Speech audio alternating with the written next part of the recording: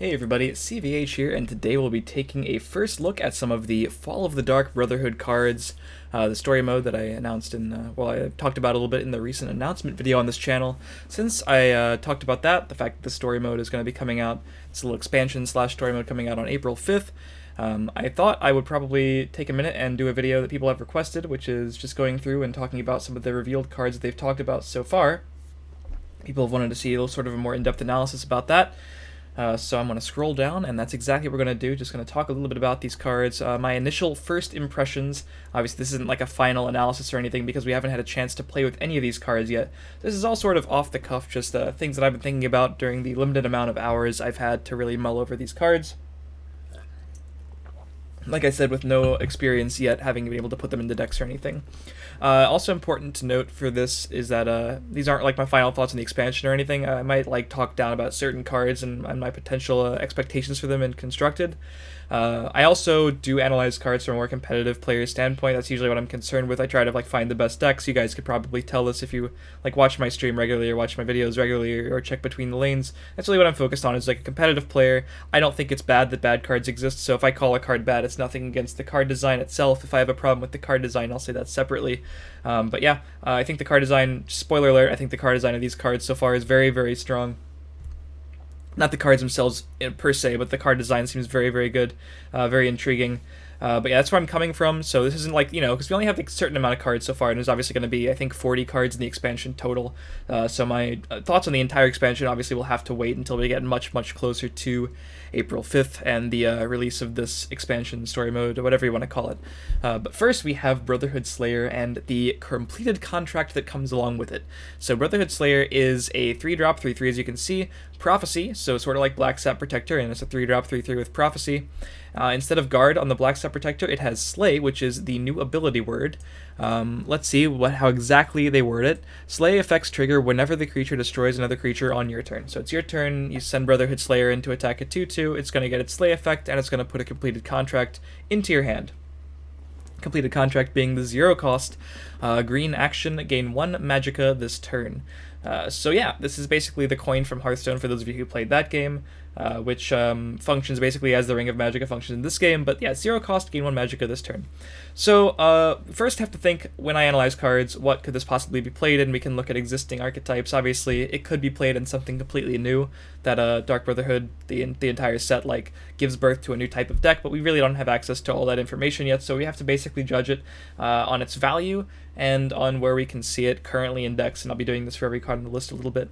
But yeah, like I said, it's reasonable enough as Black Sap Protector is, being a 3-drop, 3/3 with Prophecy. It's already seeming kind of playable. But we really have to think about the fact that Guard is super important as a keyword. Guard is one of the core components to fighting off aggression. This card is sort of more of a niche thing, right? Slay, put a completed contract into your hand. First of all, this thing has to live a turn. Guard kind of has immediate value in that your opponent literally has to attack it immediately, or they have to remove it immediately. It's not getting any additional value, but it's forcing a response. Brotherhood Slayer, not so much, especially against a clear board, a clear lane. It has to live for a turn, it has to get that attack, and it has to, survive the attack, I think. Or actually, I don't think it doesn't have to survive the attack, but it does have to kill something with the attack. It can't just attack into something and take an unfavorable like that. But yeah, so then we have to think about what decks could use the completed contract. And 1 magicka, while no one would say no to just having a completed contract in their hand at any point with any deck, it would just be a strict benefit. You have to analyze how much effort you're really putting in to get that. So obviously off of a Prophecy, this card is great, and then can besides the free tempo you're getting by having it as a Prophecy in the first turn against an aggro deck, you're then being able to completed contract up after you attack over some tiny aggro thing into potentially a higher powerful play, and really just overwhelming your aggro opponent with too many high cost threats that you weren't really supposed to play that early, but because you got it as a Prophecy, all of a sudden you can. That I could see it being insane. A lot of people are talking about Prophecy Assassin, for example. Prophecy Assassin, I don't know if it really needs to play this unless it's playing a higher curve, because the completed contract magicka ramp is sort of irrelevant. Yeah, it's another Prophecy, but Black Sap Protector seems like it would probably do it better. Another Prophecy sort of in that vein, Black Sap Protector, Camelorn Sentinel, would be my preferred goes-tos. But one place where I do think this is significantly better than those cards, and it's been mentioned a few times so far by people reviewing the set, is in Action Assassin, or what I think the new direction of Action Assassin seems to be, which is Swindler's Market. They're really trying to push that card to be playable. Action Assassin itself has seen some pretty debilitating nerfs recently. Crystal Towercrafter, the 2-drop 2/2, is now a 2-drop 1/1.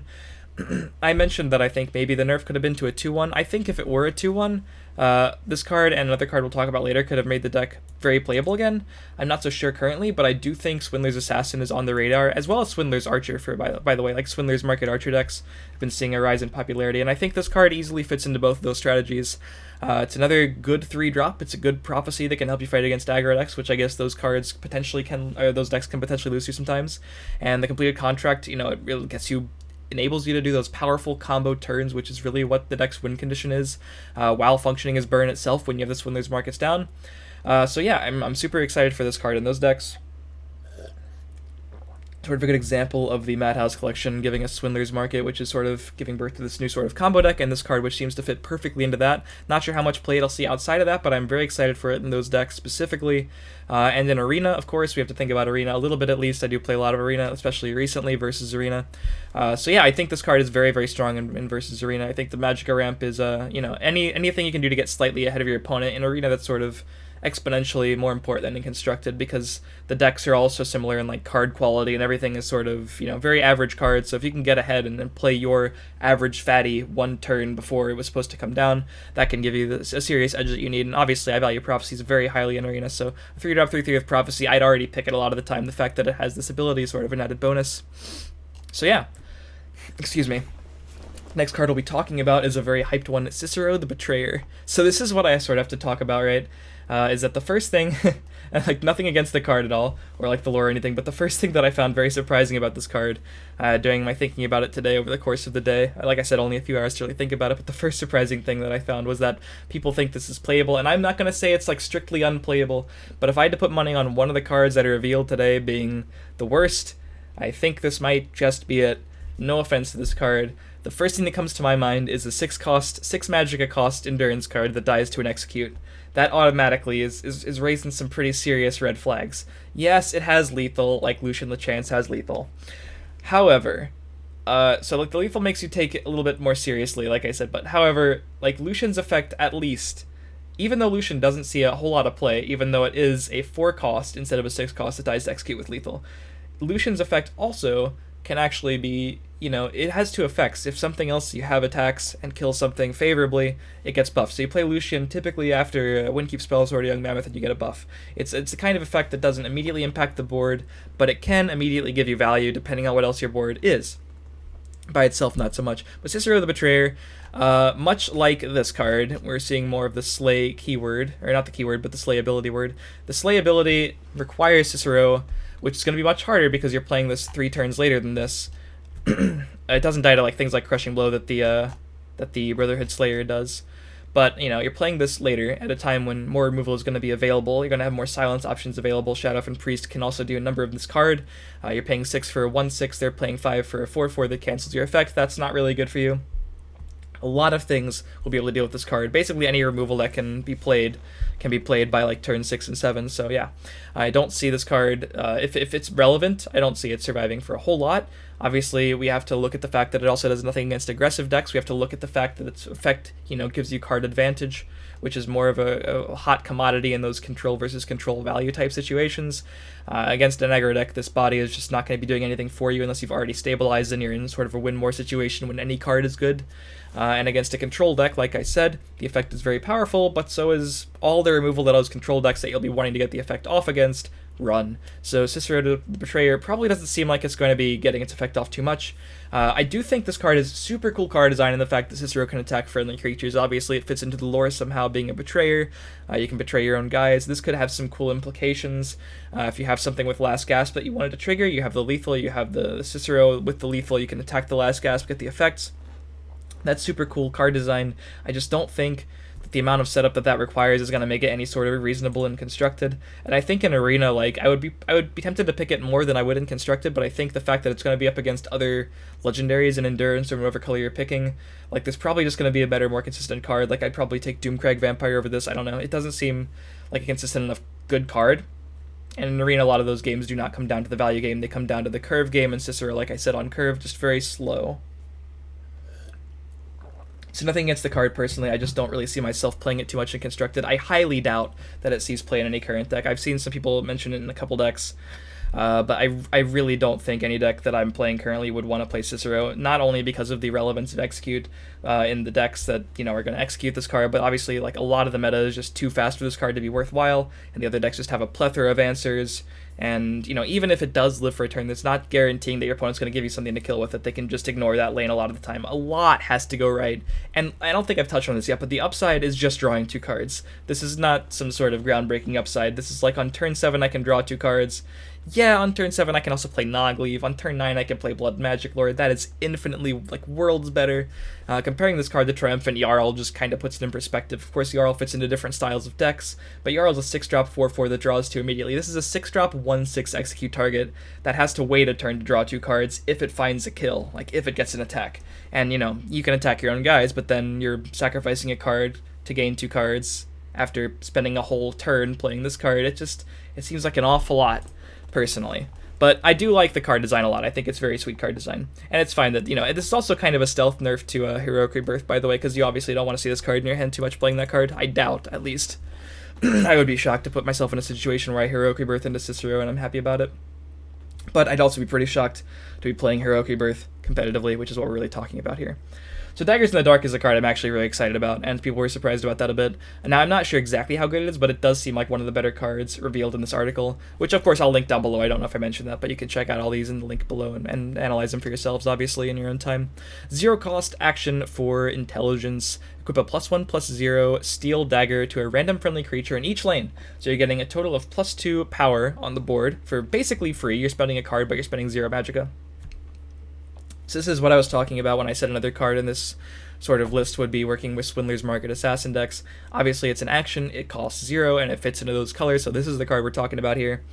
I also could see it in maybe sort of a hyper-aggressive deck using blue. Like I said, if Crystal Tower Crafter hadn't seen nerf to a 1/1, instead, maybe it was a 2/1 instead, I could see this sort of fitting into that deck pretty easily. This is searchable by Goblin Skulk. It combos with Swindler's Market. Apparently you can probably get it off of Smuggler's Hall. That's clearly what they're pushing, because they say fans of Swindler's Market or action-based decks may find that these new tools inject fresh life into deck types that have maybe been underrepresented on the ladder. And that's sort of where Swindler's Market seems to be. It's like an almost there type of deck. I think cards like this could really push it to the forefront, in conjunction with the card we've already seen in the Slayer up there. But yeah, I'm not exactly sure how good this card is. It's kind of hard to analyze. I think it really might only fit, since Crystal Tower Crafter saw that huge nerf, into that Swindler's Market combo deck, but I think it's really cool that that deck is seeing some sort of support. And of course it could be viable in maybe some hyper-aggressive assassin deck that just wants the damage and Skulk searches it out. It's a pretty relevant search because you're getting +2 power on the board for free at that point, which is, you know, nothing to scoff at. So I think that's something to keep in mind for the future. Yeah, but like, I think maybe in the combo decks, but I don't know, it's kind of hard because it really is no value outside of that. It just has to be, if you're getting it for free or you're comboing it, it's really, really good. If you're not, it's obviously a pretty underwhelming card by itself. You probably don't pick this in Arena almost ever unless you already have a Goblin Skulk and you're desperate for value. But yeah, I think with the combo potentialities that we're seeing with Swindler's Market and stuff, I think this card could actually see some constructive play, and I'm pretty excited about it too. Pretty cool card design. I like it. Some element of RNG, but pretty controllable. And you don't normally have like too many things on the board that early if you're playing it. And later in the game, you'll be using it for Swindler's Market burn, I think. So something about choosing your path. I'm not going to read them currently right now, but we have the Underworld Vigilante, I don't know why I keep saying it like that, and Sanctuary Raid. It's late, I'm sorry. So I'll talk about Sanctuary Raid first because I have less to say about it. It's not too exciting. 7 cost with the Piercing Javelin, destroy a creature effect, and give all friendly creatures in this lane +1/+1. Now I don't like this card too much in Constructed. Basic reason is because it seems to be trying to do something for 2 different decks at the same time, and doing none of those things particularly well. And sort of someone mentioned Control and Token Spellsword. So one of the effects of this card fits into Control Spellsword, destroying an enemy creature, and the other one fits into Token. Very rarely in your token deck do you want a 7 cost piece of removal, and if you just wanted the buff, you just play Legion Prefect to give your entire board +1/+1, and very rarely in Control Spellsword do you want to spend extra magicka on your Piercing Javelin, which is already an overcost at Edict of Azura, just to give a friendly lane +1/+1. So I think this card is just simply trying to do too many things. You very rarely have multiple creatures in the same lane for a Control Spellsword deck, and you already have so much redundant removal in the Control Spellsword decks, or basically any control deck using yellow, because you have Piercing Javelin and Mana Core at the very least, and in Control Spellsword obviously you have Edict of Azura as well. So I don't think this card really focuses its effect to be too efficient in any one deck, but I do think it's maybe a potentially reasonable pick in Arena because it is a common targeted removal. And the fact that you're buffing like one or two things for +1/+1, like I said, in Arena, that stuff can matter, that little tiny benefit you're getting. So I think my first analysis is Arena potentially playable, constructed probably not. So Underworld Vigilante, the 5-cost 4/1, charge enemy creatures in this lane lose cover. So we're sacrificing 3 health on our Cliff Racer, and instead we're getting the effect of enemy creatures in this lane losing cover. So I usually call Cliff Racer the green lightning bolt. This card can maybe be the red lightning bolt, and I think that might actually be more accurate. Even though it doesn't live as often as Cliff Racer, obviously, it can actually be functioning as removal against something in the Shadow Lane. And the thing I'm excited about is because red doesn't really have a good answer besides like Earthbone Spinner to Markarth Bannerman. This sort of can do that. If you're up against the deck playing Markarth, they play it in the Shadow Lane, you drop your Vigilante, all of a sudden it loses cover, and you can trade right into that 4/4 with your 4/1. That's pretty sweet to me. I also think I sort of underestimated this card just being good by itself in the first place. Like in maybe a Swindler's, or excuse me, I got Swindler's Market on the brain, but in maybe like an Illusory Mimic Archer deck or something, it's another charge you can pack in there along with your Cliff Racer, or just an Aggro Archer in general. Excuse me. Like, a lot of these Aggro Archer decks are just trying to pack as much reach as possible. Like the Aggro Token Archer, I was using Wood Orc Headhunter, but it was a little inconsistent even with the amount of Orcs I was playing. I could potentially see Underworld Vigilante sort of fitting in at the higher end of that curve, because the curve is obviously very low, so you can aggro your opponents out. But I could definitely see this card just being included because, 4 damage charge, like, that really can't be that bad when it's all said and done. Even if it didn't have an extra effect, yeah, it's worse than Cliff Racer, but Cliff Racer's very, very, like, nuts crazy level of good. Underworld Vigilante, like, 5-drop 4 damage, I would pay 5 for 4 to the face. That if they have to remove it immediately. It's easier to do so, but they have to remove it immediately or it'll hit face again. And of course, this actually has versatility in that I can trade with my opponents into the Shadow Lanes if I really needed to. So I do like that aspect of it, and I think it's a pretty cool card. I think, I don't know if I'd immediately slam it in any decks currently. I would probably test it out in Aggro Archer to start, and of course, maybe test some more mid-rangey versions of Illusory Mimic Archer, and maybe that could be cool as well, because it's yet another charge you can include in the deck. But yeah, and also in Arena, I think, any extra damage you can pack on, any reach from your hand in Arena, super huge. That's why Savage Ogre is such a good card. Like, any charge you can get your hand on is, it's really hard to play around in Arena. And the fact that it can be removal for something in the Shadow Lane is even more relevant in Arena, I think, because so many of those games do come down to you racing in the field lane, your opponent in the Shadow Lane, and this card can surprise your opponents pretty easily. And it is a common. You can pack a lot of them in your Arena deck sometimes, I think. So, I actually might have misspoke because I kind of forgot this was the thing when I was talking about Cicero. This is probably... It's unfortunate that they're both legendaries that were revealed, but the Night Mother might be one of the worst in the game, probably. But yeah, Night Mother, 2-cost, uses unlimited support, obviously in neutral. Activate, it's a lot of text on this, guys. Activate, summon a 0/1 target with guard for your opponent. Once 20 enemy creatures have died, deal 20 damage to your opponent, gain 20 health, and drop to 10 cards. We could basically just take all 4 of those text lines out and say, win the game. Because, like, the 20 damage should probably win you the game at that point.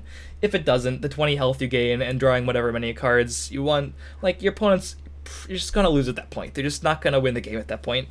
Almost ever. But the fact of the matter is, yeah, you can play this super early. This can even be, with the Ring of Magic, you can play it on turn 1 from your hand if you have no better play. But yeah, so you're getting to give your opponent more cards on the board that are easy to kill. But this thing has to survive. Like, yeah, every turn you can give your opponent a guard and then maybe attack over it, but that's sort of implying that your opponent's doing nothing. They're not killing you, and, they obviously have no way to buff the guard. If you're just giving your opponent guards, it could be potentially bad. But this tiny little support has to survive a meta filled with Belligerent Giants, Shadowfen Priest, Vicious Drag, any other support removal, Edict of Azura, all of that stuff, besides just not dying until you kill 20 of your opponent's things. After you've played this card, you have to get it pretty early, otherwise you're playing it like midway through the game, and then you have to kill 20 things to finally deal 20 damage to your opponent. Seems like at that point it might be easier to just deal 20 damage to your opponent with your guys themselves. But this thing can't be removed. If you kill 15 things, you're about to give your opponent another target, but all of a sudden they Shadowfen Priest your thing away, when you were just 5 away after spending so much time and resources, that could feel pretty bad. So yeah, I think this card is probably gimmicky, but I really don't know about this. I don't even know if it was mentioned. I think they just sort of talk about something else around it. But yeah, this is a pretty sweet looking card. It's a very powerful effect. It's really cool to see powerful effects like this that are just, whoa, game breaking, the game is just over. But not only does this not fit into any specific deck that I could think of, literally no deck that exists right now would want to play this card, I imagine, just because putting all your eggs in this basket at the sacrifice of one of your cards in your hand, like, it's not just the fact, like, yeah, I can afford the deck slot maybe, but do I ever want to draw this card? I know it's not going to go off, so it's kind of just being down a card.